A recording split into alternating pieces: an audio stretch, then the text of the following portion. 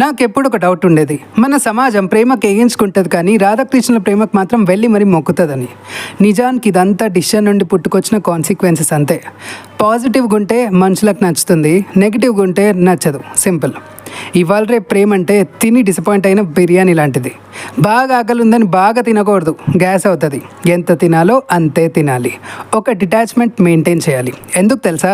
ఎందుకంటే 90% మంది వాళ్ళ లైఫ్లో జరిగే కొన్ని విషయాల్లో ఎక్స్పెక్ట్ మాత్రమే చేస్తారు. ఎవరైనా పక్కనుంటే వాళ్ళ నుండి, ఎవరు లేకపోతే వాళ్ళ నుండి వాళ్ళే చేసుకుంటారు.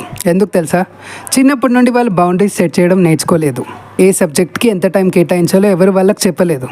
ఏది టఫో అదే వాళ్ళకి ఇంపార్టెంట్. వాళ్ళని ఏదైతే ఛాలెంజ్ చేస్తుందో అదే వాళ్ళకి ఇంపార్టెంట్. వాళ్ళు కొత్తగా ఏం చేస్తారో అదే వాళ్ళకి ఇంపార్టెంట్. కానీ జీవితం అలా కాదు. వాళ్ళ పక్కన ఏం లేదో అదే వాళ్ళకి ఇంపార్టెంట్. ఎవరు లేరో వాళ్ళకి ఇంపార్టెంట్. అందుకే వాళ్ళు కూడా ఇంపార్టెంట్ కాదు ఒక్కోసారి. అందుకే కోపంలో ఫోన్ కొట్టేయడం, గోడకు చేయి కొట్టేసుకోవడం, అరవడం, వాళ్ళని వాళ్ళే హేట్ చేసుకోవడం, ఇలాంటివి జరుగుతూ ఉంటాయి మనుషుల్లో. దీనికి మళ్ళీ సైడ్ చేసుకోవడానికి కొందరు మందు అని, సిగరెట్ అని అలా నెగిటివ్ హ్యాబిట్స్లో ఉండిపోతారు. అంటే ఒక మెంటల్ ఇష్యూ వస్తే దాన్ని హీల్ చేయవు, ఫోకస్ వేరే దాని మీద పెట్టి ప్లెజర్తో మర్చిపోవడానికి ట్రై చేస్తావు. ఇలా చేస్తే సబ్కాన్షియస్ మైండ్ బొక్కలో పోతుంది. ఇగ్నోరెన్స్ అంటే ఇదే. మన డార్క్ సైడ్, మన ట్రామా రెస్పాన్స్ మాత్రమే. ఒకప్పుడు బాధపడిన నువ్వు మాత్రమే అది. దానికి నీ ప్రేమ కావాలి, నీ అండర్స్టాండింగ్ కావాలి. ఇట్స్ ఓకే రా, నేనున్నా నీతో అని నిన్ను నువ్వు చెప్పుకోవాలి, సింపుల్. నిజానికి జీవితంలో ఎప్పుడో జరిగిన ఒక ఎక్స్పీరియన్స్ నిన్ను నువ్వు హేట్ చేసుకోవడం నేర్పిస్తే, ఇంకో ఎక్స్పీరియన్స్ నిన్ను నువ్వు సపోర్ట్ చేయడం నేర్పిస్తుంది. నిన్ను నువ్వు కేర్ చేయడం, ప్రేమించడం నేర్పిస్తుంది. అండ్ ఇలా జరిగితే అది ఫెయిలియర్ అయినా సరే సక్సెస్ అయినట్టే. లవ్ రివర్స్ చేస్తే వచ్చేది ఇవాల్వ్, అంటే ఎవల్యూషన్. అండ్ ఈ ఎవల్యూషన్ ఈ జన్మలోనే జరిగేది.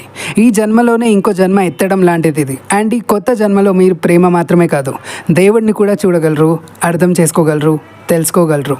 ప్రేమ అనేది ఒక స్టేజ్ ఆఫ్ కాన్షియస్నెస్. దానికి మోహంతో, స్నేహంతో, ఆ మంచితో ఎలాంటి కనెక్షన్ లేదు. నీతో ఉంది, నీకు ఉంది, నీలో ఉంది. ఎందుకంటే నువ్వే అది. అండ్ ఈ స్పిరిచువల్ ట్రూత్ని ప్రూవ్ చేస్తుంది శ్రీ రాధాకృష్ణుల ఇతిహాసం. శ్రీకృష్ణుడి గుండెల్లో ఎల్లప్పుడూ రాధ రాణి ఉంటుందని, రాధ మనసులో ఎల్లప్పుడూ శ్రీకృష్ణుడే ఉంటాడని ఎందుకు చెప్తుంది ఈ సమాజం? ఎందుకంటే కృష్ణుడు పక్కనున్న రాధ కొంచెం దూరం ఉంటుందేమో, కానీ దూరంగా ఉంటే మాత్రం చాలా చాలా దగ్గరగా ఉంటుంది. దైవంలాగా మనం దైవంకి దూరం ఉన్న ములానే మనసులో చాలా దగ్గరగా ఉన్నాం.